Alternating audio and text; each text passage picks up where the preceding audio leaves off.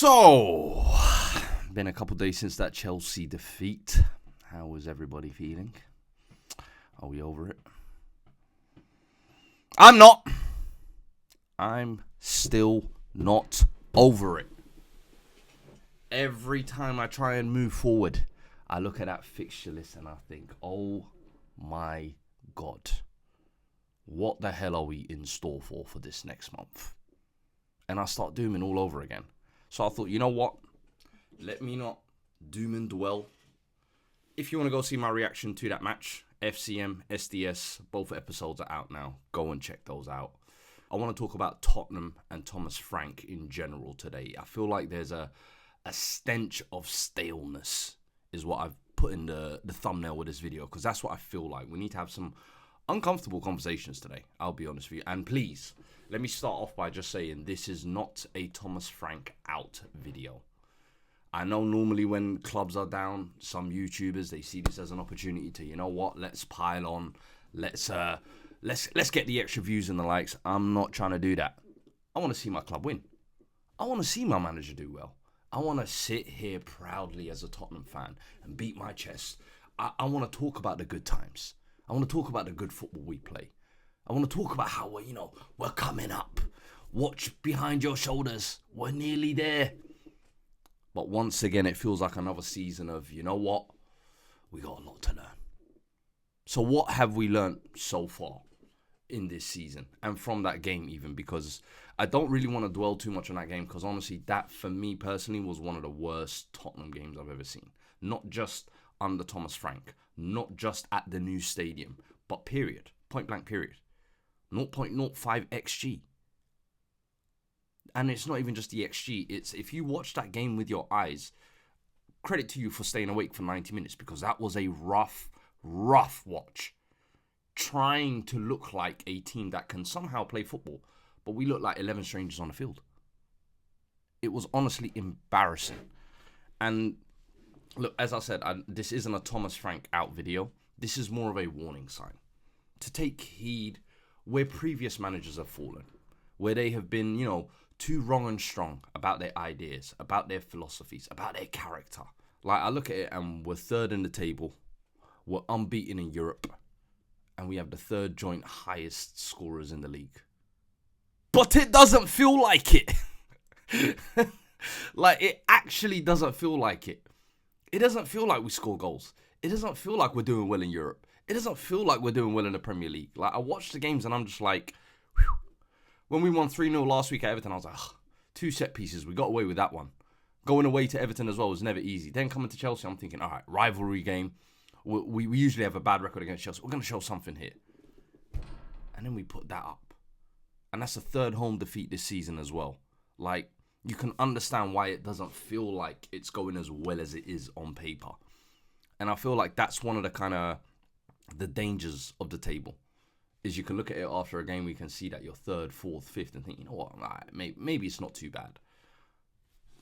One click of a finger, 2 losses, and you're down to 9th, you're down to 10th. And trust me, last season, you saw how Ange got treated from the previous year. He was an absolute darling, could do no wrong. Every quote he says is a movie quote. To the next year, the year which he delivers a trophy, he's languishing. 13th, 14th, 15th, 16th, and we finished 17th. The fan base had enough. No fan base wants to see their club languishing mid-table, lower table, when you know you should be much higher. When you know you should be playing much better. When you look at the players in your squad and you think, you know what? All right, we may not have the best team. We may not have the most decisive and biggest killers, but I know they're better than what they're capable of. And that comes down to the manager.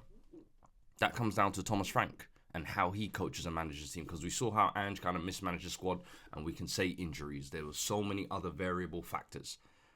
But the fan base's patience wears thin after a while. There's only so many excuses you can run. And after every game, we've sat there at press conferences, and I've tried to, give Thomas Frank the benefit of the doubt and be like, all right, let me see what he's got to say about this game. And it's always, tough away opponent. You know what? We tried hard and we were just unlucky. You know what? It's a learning experience. I'm tired of learning, brother. Show me what you came here to teach me. Because What I thought I was getting when Thomas Frank initially came in was a smart and tactically flexible manager. Someone who can get his ideas and someone who plays a variety of different systems. The 3-5-2, I've only seen it in the PSG game. Haven't seen it since. The 4-3-3, I think I saw that only in pre-season. Haven't seen it since. We've just stuck to the 4-2-3-1 and the same patterns have been happening every single game. And then I thought I was going to get someone who, communicates well, can really, get his ideas across to his player. In press conferences, can really, woo over the media, if you like. And I've just been, it's been okay. And then you look at kind of individual improvements. That was the other thing. I always looked at it and I was like, I looked at the strikers row that Brentford have had. The Tonys, the Wissers, the Mwemos, the Watkins, the Ben Ramas. Now, granted, Brentford have incredible recruitment that plays a huge part in that. But it also takes coaching to get the best out of those players. And I felt like, with Thomas Frank, he can turn maybe, guys who are decent into very good players. And I look at this Tottenham team and I'm like, there's a lot of those guys. There's a lot of decent players. There are a lot of players who are waiting to crack into that next level of their ability. And I thought, Thomas Frank coming in, he's going to harness that. He's going to really, get into that. And at the moment, I can't really see what players have individually improved. I'll be honest with you. The system is not platforming these players to look any better than what they are. I've sat here these past 8 weeks and I don't know about you lot at home, but I can count maybe 1, maybe 2 games that I've genuinely enjoyed with this team. I think that was the opening game against Burnley and then the Man City away win. Since then, it's so boring. It's so predictable. It's so languish. I'm running out of adjectives, honestly, because every week I try and talk about it in a new way and I can't. It's just horror to watch. It's awful. And it's the same patterns as what you see every week. That Bentancur and Palhinha double pivot is almost like a death wish. It completely negates the midfield. You cannot build through the middle anymore. Your first phase build out from the back is completely useless and redundant. Because as soon as those guys get the ball, it's sideways, sideways, sideways, sideways. You know what? Let's go back and start again. What are we doing here? Why not play the 4-3-3? Have one of them sitting at the base screening for that back four and play 2 8s that can actually drive with the ball, can play with the ball. We saw Bergvall and Sarr start the season very well. All of a sudden now they're randomly holding bench positions. For what? For what?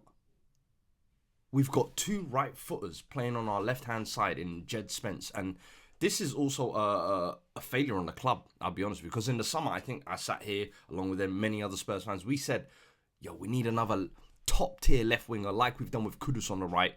We need that on the left. We also need a replacement for Udogie just in case he gets injured, because his injury record over the past 2 or 3 seasons, it shows he can get injured and be out for 2 months, 3 months. We didn't prepare for that. We just hoped, Jed Spence, you've shown us a great purple patch last season. We're going to play you either side. And it was Jed Spence who actually cost us the goal against Chelsea. Trying to dribble out the left-hand side and then getting caught on the ball. Xavi Simons trying to do one touch. Both silly mistakes. But I'm so tired of seeing 2 right-footers on the left-hand side, whether it's Spence or Odeberg. Good players. But it makes the team automatically come inverted whenever they get the ball on that left-hand side. I know every time we get the ball on the left, we're not going on the outside. There will be no left-footed crosses coming in. There will be no overlap on that side. And if it is an overlap, it's only overlapping just to come back and play it back inside. It becomes predictable. And if it's not that, then we go to the other side, which is our only method of attack, is give it to Pedro Porro, pray that he plays an absolute corker to someone. If not, knock it forward to Kudus. Kudus, I beg you, go and change the game for us. Individual brilliance. That's not a tactical setup. I'm sorry. That's predictable. That's boring. That's just 8 weeks. And I'm just a regular dude sitting at home. Now imagine if you're a data analyst, if you're another opposing coach, and you're coming across this. The easiest tactic to play against. Nullify that left-hand side. Nullify the right-hand side. They can't create through the middle. Their strikers are blunt as hell. There is no build-up plan in possession. There is no passing patterns. There is a lack of movement every time we get the ball. It's like the players are just statues watching each other. The lack of threat in the final third. Like, I've seen Richarlison, I've seen Kolo Muani. We haven't seen Solanke yet this season. I've seen Tell. Our attack does not look frightening, man. Our attack doesn't strike fear into nobody's heart. And I'm hoping that coaching could maybe paper over those cracks, but we're not even getting that. So take into account what I've just said to you. We can't build out from the back because our midfielders can't progress the ball forward. We can't go down the left because we have two right footers that invert inside. We can't go down the right because that's the only side we go down. And it's the only bit of quality we have. So if it's not right side or bust, we're completely done. And in the attacking areas, we don't really have any quality. We don't really have any X factor. That's just almost like a blunt team all round. And honestly, starting this season, when we was going into it and the transfer windows were done, this wasn't the vision I had for this team. This wasn't how I thought we was going to play. This wasn't how I thought we was going to look. Like, I genuinely had optimism this season, thinking, you know what? Last season was a blip. The injury record, Ange's highline system, it wasn't platforming these players. And instead, we've gone the complete opposite way and just said, you know what? Forget the highline stuff. Now we're doing the low block stuff. Like, it just doesn't make sense. And I feel like what was a big warning sign was yesterday at the end, seeing Jed Spence and Van der Ven walk off. And Thomas Frank trying to tell them, go and applaud the fans. Neither one of them wanted to hear it. They walked straight down the tunnel. Jed Spence even went, please, man, that breath right now, I'm not trying to hear that. I'm not trying to smell that. That is a alarming sign. We're what, 9-10 games into the season and players are already kind of thinking, what the hell is this guy on? And players only execute the manager's game plan. Of course, the players, I will not absolve them of blame. Turning up and putting in a performance like that against Chelsea, against Bournemouth, against Wolves. There have been so many games like that this season. In the Champions League, I can't recall one good game we've had. Those players are definitely going to be held accountable. But we always know the fall guy will always be the manager. You are the guy who sends the message out, who makes the in-game changes, who sets up the tactical plan. And when those players don't believe in those plans, that's the kind of reaction you're going to get. That makes me think now, are the players thinking, this guy tactically is clueless. Why am I going to play for him? Now, I want to see what reaction Thomas Frank has from this. I haven't seen anything online or anything like that. I hope it was just kind of, something small and kind of can be brushed under the water. But to do that in front of the cameras, as everyone's coming off, all eyes on you, that could be something we look back on as like, oh, that was the moment the first brick started to fall from the house. And I really didn't think it would happen this quickly, potentially. I really thought, under Thomas Frank, this could be the first manager maybe since Pochettino that we've really had for like an extended period of time, because he's built his credibility up at Brentford. He's shown he can be, tactically flexible, intelligent young manager. He can come into taking this next step at Spurs and adapt. And right now, it's seeming like he can't adapt. It seems like it's a step too big. It seems like he's still got that handbrake of Brentford on, where he's thinking, I need to be on the back foot against every team because we're the lesser side. You can't do that at Tottenham, bro. And I'm not here talking about Tottenham should be taking the game and gung-ho and controlling every game for 90 minutes. No. But in a rivalry game against Chelsea, where, in my opinion, I don't think Chelsea have been the greatest this season. I don't think Chelsea have been the greatest for a while. They can be got at. Especially when you're at home. Especially when you have the type of record that we have against Chelsea. You should be looking at as that game and setting a tone and saying, this is how the Thomas Frank era is going to go down. That Chelsea shit is going south. But instead, it's kind of looking like more of the same. And let this be a warning, man. Take that handbrake off, Thomas. Take the handbrake off. You have Copenhagen tomorrow. I will be in attendance. Trench coat on. Watching from the stands, Thomas. Please don't disappoint me. 3-5-2. 3-4-3. Whatever you need to do to find your juice back, get that back. Whatever you need to do. Start Kolo Muani. He is the only one that over the last couple of games, when I have seen something up front who I think could give us something, he is the only one. I don't want to see number 9. I don't want to see Birdman. I don't want to see Pigeon Hive ever again, let alone starting. Solanke, when he comes back from injury, we can have that conversation. I'm really looking forward to seeing him coming back because it's starting to feel like we need him. And it's starting to feel like it's forgotten how good he is and what he gave to our attack last season, despite not scoring as many goals in terms of the link-up, the hold-up, the way he just glued the entire attack. I'm starting to think, damn, maybe I took it for granted a little bit.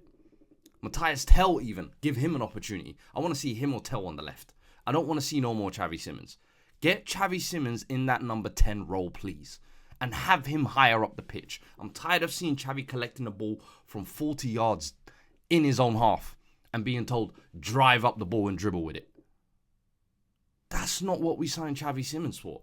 That's not how you get the best out of Xavi Simons. You're not signing players for 50 million just to make them do that. Shuttle runs from their own box. Come on, man. Come on. Like, change it up. Please. Get one of those midfielders in the base of that midfield. 4-3-3 if that's what you need. And get Bergvall and Sarr in that midfield. I need some creativity. I need some runners. I need something going forward. Not sideways, not backwards. These are the changes I want to see moving forward, honestly. And listen, the fixtures over the next month or so, you're looking at United. You're looking at Arsenal. You're looking at PSG. And you're looking at Newcastle away.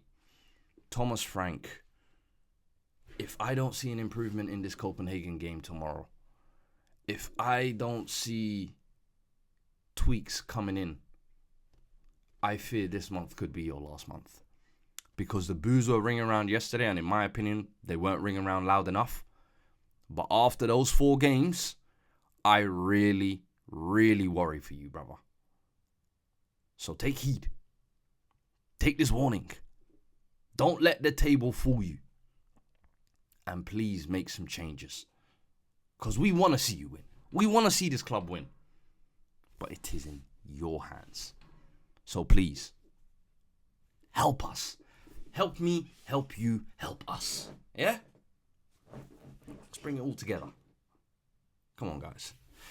But that is all for today anyway. Let me know your thoughts on Thomas Frank. Let me know your thoughts on Tottenham right now. What do you think is the problems? What do you think could be the solutions?